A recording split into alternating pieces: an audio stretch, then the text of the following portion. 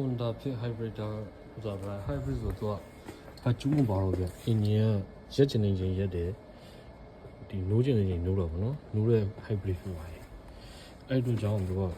ဘာကျူးမပါတော့သူကရှီလေအောင်လို့ရှီလေအောင်ရဲ့ဒီ compressor ရေဗောနော် aircon compressor ရေသူကလျှက်စင်းနေတာဟော AC compressor လို့ခေါ်တယ်ကိုဟောဒါအစ်စ်ဟောမဖြုတ်ခင်တော့ဘက်ထရီကိုရင်ဖြုတ်တယ်ဖြုတ်ပြီးတော့ဒီလိုဝါလို့တာဒီလိုနောက်မှာ hybrid ရဲ့ဟောဖြုတ်လို့တော့ hybrid ရဲ့ဒီမှာ loss ရှိတယ်ဒီကောင်နှစ်ခု join ပြီးတော့ကောင်မနော်သူ hybrid ဘက်ထရီကိုကျွန်တော်ဟိုအသက်မဲ့အောင်ဖြုတ်လိုက်တယ်lock ဖြုတ်ပြီးတော့မှဟိုဝါဟိုစောက်ကိုင်ရေးဒီမှာ hybrid Honda Fit ဖြုတ်ပြီးမှဒီသူ့ရဲ့ socket တွေပါကိုင်ရဲပြီးတော့အဲ့နဲ့ရမ်းရတယ်